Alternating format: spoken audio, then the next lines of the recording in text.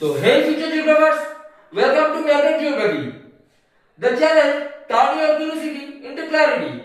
Let's make geography magnetic. তো high আমি অর্ণব আজকে আমি তোমাদের ক্লাস 11 এর ইউনিট 6 ইকোনমিক জিওগ্রাফি বা অর্থনৈতিক ভূগোল এই চ্যাপ্টারটা শুরু করব।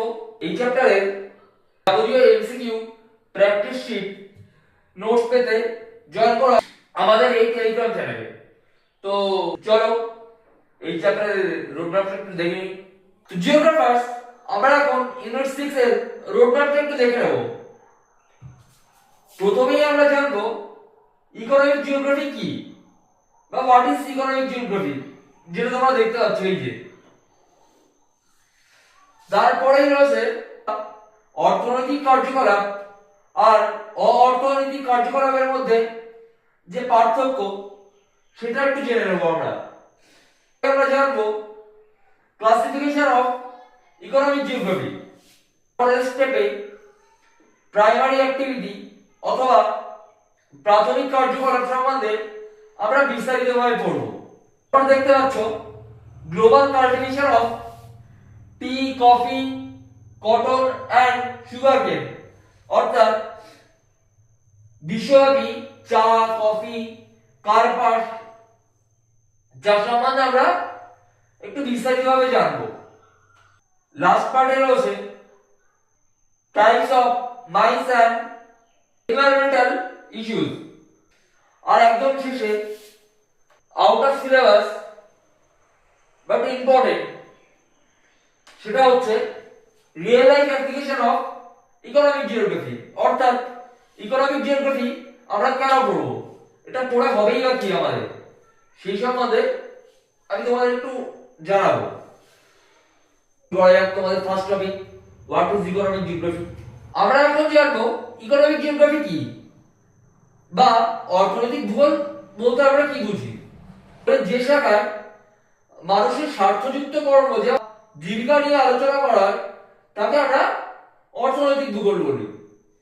একটু অন্যভাবে বলতে গেলে ভূগোলের যে অংশে প্রাকৃতিক ও অপ্রাকৃতিক পরিবেশের সাথে মানুষের অর্থনৈতিক ভূগোলের উন্নতি ও অবনতির পারস্পরিক সম্পর্ক আলোচনা করা হয় তাকেই আমরা ইকোনমিক জিওগ্রাফি বা অর্থনৈতিক ভূগোল বলবো। পরে আমরা ইকোনমিক অ্যাক্টিভিটি আর নন ইকোনমিক অ্যাক্টিভিটি অর্থাৎ অর্থনৈতিক ক্রিয়াকলাপ সম্বন্ধে জানবো। অর্থনৈতিক ক্রিয়াকলাপ আর অর্থনৈতিক ক্রিয়াকলাপের মধ্যে একটা সূক্ষ্ম পার্থক্য রয়েছে, সেটা হচ্ছে অর্থনৈতিক ক্রিয়াকলাপ আর্থিক লাভের উদ্দেশ্য নিয়ে বা বিনিয়োগের উদ্দেশ্য নিয়ে যে ধরনের কর্ম করা হয় তাকে আমরা অর্থনৈতিক ক্রিয়াকলাপ বলবো। অপরদিকে আর্থিক লাভের উদ্দেশ্য ছাড়া বা স্বেচ্ছায় বা সামাজিক, সাংস্কৃতিক বা দৈহিক উন্নতি সাধনের জন্য যে কর্ম করা হয় তাকে আমরা অর্থনৈতিক কার্যকলাপ বা নন ইকোনমিক অ্যাক্টিভিটি বলবো। এর উদাহরণ হিসাবে তোমরা দেখতে পাচ্ছ স্বেচ্ছাসেবক জনিত কাজ, নিজের শখের বশে কোনো কাজ করা বা অবসর সময়ে কোনো কাজ করা, এই ধরনের কাজকর্ম হচ্ছে নন ইকোনমিক অ্যাক্টিভিটি। অপরদিকে ইকোনমিক অ্যাক্টিভিটি বলতে ভোগ, বাণিজ্য, জীবিকা এই ধরনের ক্রিয়াকলাপকে বোঝানো হচ্ছে। তো জিওগ্রাফার্স আমরা এখন ক্লাসিফিকেশন অফ ইকোনমিক অ্যাক্টিভিটিস বা অর্থনৈতিক কার্যকলাপের ভাগগুলো স্টেপ বাই স্টেপ দেখে নেব।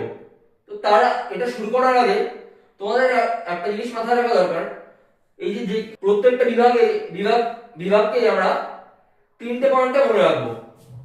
প্রথমটা হচ্ছে তার নাম বা তার অল্টারনেটিভ যদি কোনো নাম থেকে থাকে সেটা, দ্বিতীয়ত উদাহরণ বা এক্সাম্পল, থার্ডলি বৈশিষ্ট্য বা ক্যারেক্টারিস্টিক। এই তিনটে পয়েন্টকে মাথায় রেখে আমরা এগোবো। তো প্রথমেই আসছি প্রাথমিক বা প্রাইমারি অ্যাক্টিভিটি। ধরনের কাজ মানুষের মানব সভ্যতার সূচনা লগ্ন থেকে হয়ে আসছে, যেমন কৃষিকাজ বলো, পশুপালন বলো, নিষ্কাশন বলো বা মধু আহরণ, এই ধরনের যে বেসিক কাজগুলো, সেই ধরনের কাজকে আমরা প্রাইমারি অ্যাক্টিভিটি বলি। আর এই ধরনের কাজ যারা করে তাদের আমরা রেড কলার ওয়ার্কার বলি। এরপরে আসছি সেকেন্ডারি ওয়ার্ক বা দ্বিতীয় শ্রেণীর কাজে। এই ধরনের কাজ মূলত প্রথম শ্রেণীর সাথে সংযুক্ত। প্রথম শ্রেণীর কর্মে যে সমস্ত জিনিস উৎপাদন হয় এই দ্বিতীয় শ্রেণী বা সেকেন্ডারি ওয়ার্কাররা প্রসেস করে। যেমন উদাহরণ হিসেবে বলতে পারো ছোট বড় যে কোনো প্রকার শিল্প, কাগজ শিল্প, রেশম শিল্প, গম কল, চাল কল, এই ধরনের যে প্রসেসিং জাতীয় যে ধরনের কাজ, এই ধরনের কাজ যারা করে তাদের আমরা ব্লু কলার ওয়ার্কার বলি। কি বলি?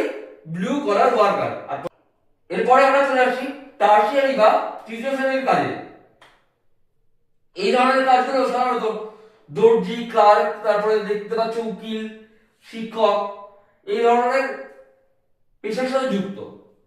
তোমরা একটু ভালোভাবে লক্ষ্য করে দেখতে পারবে প্রথম ও দ্বিতীয় শ্রেণীর যে কাজগুলো তার সাথে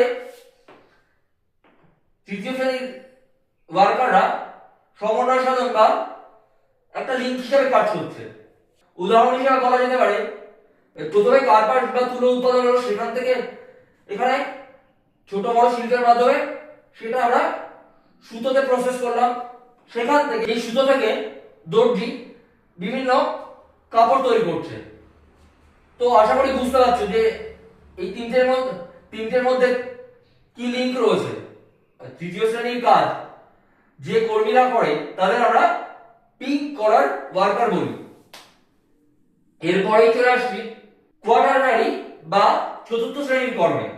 এই ধরনের কাজের উৎপত্তি মূলত বিংশ শতকে উন্নত দেশে।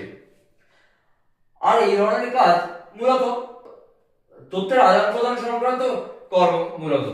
যেমন তোমরা এখানে দেখতে পাচ্ছ সংবাদপত্র, তথ্য প্রযুক্তি, স্বাস্থ্য পরিষেবা, এই ধরনের যে কাজগুলো তা কোয়াটারনারি বা চতুর্থ শ্রেণীর কর্মের সাথে যুক্ত। প্রাইমারি, সেকেন্ডারি, টারশিয়ারি কাজগুলো যেমন পরস্পরের সাথে লিঙ্কড আপ ছিল, কোয়াটারনারি কিন্তু তাদের সাথে লিঙ্কড আপ নয়। এটি সম্পূর্ণ একটি ভিন্নধর্মী কর্ম। আর এই ধরনের কাজ যে কর্মীগুলো করে তাদের আমরা হোয়াইট কলার ওয়ার্কার বলবো। তারপরে রয়েছে লাস্ট বা পঞ্চম শ্রেণীর কাজ। এই ধরনের কাজ হাই লেভেলের বা উচ্চ শিক্ষিত মানুষজন এই ধরনের কাজ করে থাকে। যেমন DM, BDO, SDO, engineer, researcher. মূলত এটাকে তোমরা গবেষণাধর্মী বা জ্ঞানধর্মী কাজ বলতে পারো। তার জন্য এই ধরনের কাজে নিযুক্ত কর্মীদের অনেক সময় থিঙ্ক ট্যাঙ্কও বলা হয়। আবার এদের যেহেতু উচ্চ শিক্ষিত বা উচ্চ মেধা সম্পন্ন, তাই এদের গোল্ডেন কলার ওয়ার্কারও বলা হয়। উদাহরণ হিসেবে তোমরা দেখতে পাচ্ছ ডক্টর, রিসার্চার, এসডিও, এই ধরনের উচ্চ পদস্থ যেসব কর্মী বা যেসব পদ রয়েছে সেই ধরনের কাজকে আমরা কোয়াটারনারি বা পঞ্চম শ্রেণীর কাজ বলবো। তো আশা করি বুঝতে পেরেছো। এরপরে যদি কোনো ডাউট থাকে তো নিচের সাথে কমেন্টে জানাও। আমার টেলিগ্রাম চ্যানেলে যে কোয়েরি করতে পারো, আনসার তোমরা পাবে। এই গেল তোমাদের ক্লাসিফিকেশন অফ ইকোনমিক অ্যাক্টিভিটিস। এরপরে আমরা এই প্রাইমারি অ্যাক্টিভিটি কে আরো একটু ডিটেইলে করব নেক্সট ভিডিওতে।